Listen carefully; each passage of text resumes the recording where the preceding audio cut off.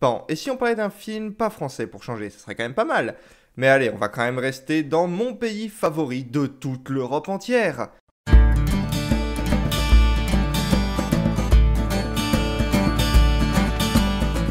Ah, l'Irlande, j'adore très sincèrement ce pays, ses paysages, ses habitants, ses longues plaines vertes battues par les vents, sa culture, ses pubs, son whisky, son cidre. Et qui dit Irlande animation dit bien évidemment Tom Moore. Je vous ai déjà présenté le premier film de ce surdoué de l'animation lors d'une précédente chronique, mais ce n'est bien évidemment pas sa seule production. Et donc aujourd'hui, après avoir traité les légendes des terres, il s'attaque à celles qui peuplent les mers du petit peuple pour un film qui, au-delà de l'hommage qu'il rend à cette culture celtique, est surtout un film qui rend hommage à la tradition orale et musicale celte.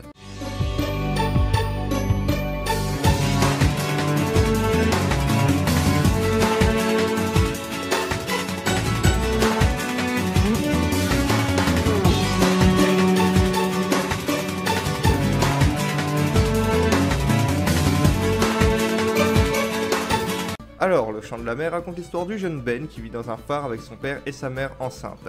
Tout se passe dans le meilleur des mondes jusqu'à ce que sa mère, qui pourtant semble être un paragon de douceur,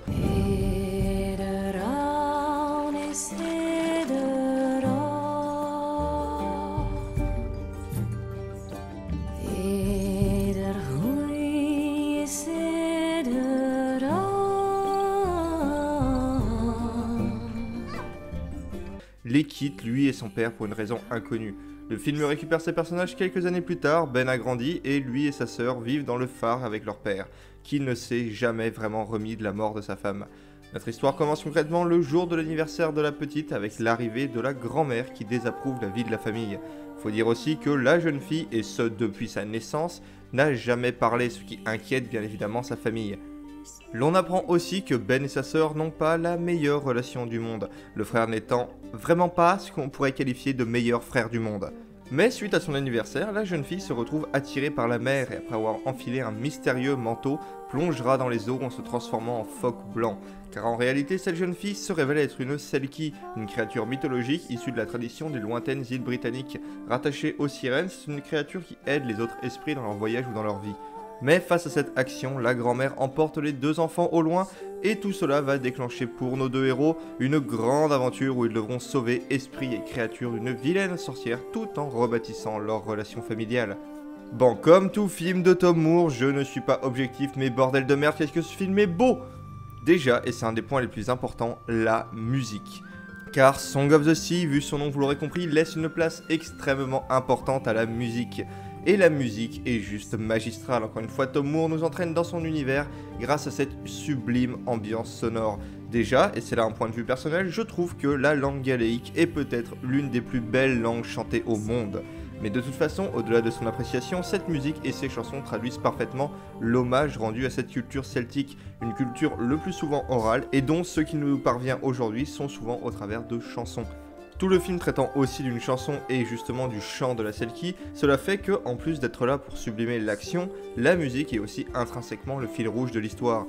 Par contre, un point où le film est vraiment bien foutu, c'est au niveau de sa construction même. Ce film est construit comme le sont les histoires de la mythologie, dans le sens où les éléments magiques du film sont les purs miroirs de la vraie vie de nos héros. Et c'est un point de vue encore plus appuyé par le film, vu que de nombreux personnages disposent de leur équivalent ou leur double dans le monde magique, et que ces doubles sont en plus doublés par les mêmes acteurs. Et ça, c'est vraiment un truc très propre aux histoires mythologiques des croyances polythéistes. Encore plus pour la mythologie celtique, où l'on n'a pas vraiment de panthéon de dieux, c'est plus des figures mythologiques et des esprits. Dans ce type d'histoire, la plupart du temps, les actions des dieux sont des miroirs de celles des hommes, ce qui fait que ces dieux ne sont pas parfaits, ils font des erreurs et apprennent d'elles. C'est d'ailleurs ce qui en fait des entités beaucoup plus humaines que les entités des cultes monothéistes. Là, Ben va au cours de cette aventure magique devoir apprendre à accepter sa sœur tout en faisant le deuil de sa mère et aider son père à se reconstruire. Et ce qui est bien, c'est que ce côté miroir est très facilement perceptible, pas besoin d'avoir bouffé des centaines de textes mythologiques pour le comprendre. Et en plus, cette histoire est vraiment belle et bien trouvée, et pleine de leçons et d'enseignements pour quelqu'un qui cherche à comment se remettre de disparition d'un proche. Les thématiques traitant en effet à la fois principalement de la notion de deuil, mais surtout de comment un deuil peut affecter une famille, et comment cette même famille va pouvoir continuer à avancer malgré cela.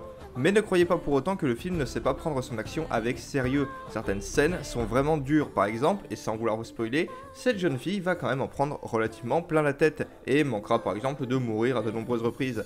Le père sera montré comme réellement détruit par le départ de ses enfants, et le film aura bien souvent une ambiance teintée de mélancolie. Certaines scènes sont émotionnellement très intéressantes, par exemple quand les esprits recueillent la Selkie et qu'ils chantent pour elle devant leurs amis pétrifiés. The silky song is bright, to wake and all to follow. Man and on will lead, and to turn and no will follow. Dula man a bin a bui, dula man a gwela, dula man a farriga, paravi in Erin. Yo! Sir Shah the Selkie will sing and save the day. Nadina, she who rescued her, will cheer and celebrate. Oh, dula man a bin a bui, dula man a gwela. Dula man a farriga, dula man a bin a bui, dula man a gwela, dula man a farriga, paravi in Erin. Pareil, la sorcière sera bien badante et d'ailleurs rappellera à certains d'entre vous une autre sorcière bien connue du monde de l'animation. Tout comme l'histoire du géant qui est pas la plus joyeuse du monde et qui te permet aussi de voir que Ankama a totalement, mais alors totalement piqué au greste à la mythologie celtique. Bon, à côté de ça, est-ce que j'ai vraiment besoin de parler de l'animation ? On est chez Tom fucking Moore. Et comme on change pas une équipe qui gagne, l'animation est comme à son habitude magnifique. Utilisant un code couleur très marqué entre le monde des hommes et celui des esprits, c'est avant tout un style graphique qui marque. Avec ses formes et couleurs clairement inspirées de l'art celtique, il donne un charme et une magie à l'œuvre entière. Et c'est blindé d'idées visuelles absolument ouf tout le long. Vraiment, ce style est une beauté sans nom et je défie quiconque d'en être insensible. Mais le film a-t-il ses défauts ? Vraiment, si vous me demandez, peut-être une petite longueur au début du récit et certains personnages un petit peu énervants comme la grand-mère. Non, à part que le générique de fin est chanté par Nolwenn Leroy, je vois pas de gros défauts. Par contre, je vous conseille, si ce n'est je vous enjoins à regarder ce film en VO. La VF vous priverait du sublime accent des acteurs, mais surtout, elle a tendance à franciser les noms étranges et ça, c'est absolument insupportable. Comme Brendan et le secret de Kell, Song of the Sea est une tuerie absolue, une vraie petite œuvre musicale enchanteresse et magique qui ne pourra que vous faire passer un agréable moment et peut-être vous donnera l'envie de vous intéresser à cette culture qui est trop méconnue à mon goût. Quant à moi, je vous dis à bientôt et salut! Just want you live at a mood, virkelig jag känner för du. Honörkes papilen jag samma jag är det tjuv, virkelig jag känner för du. Just want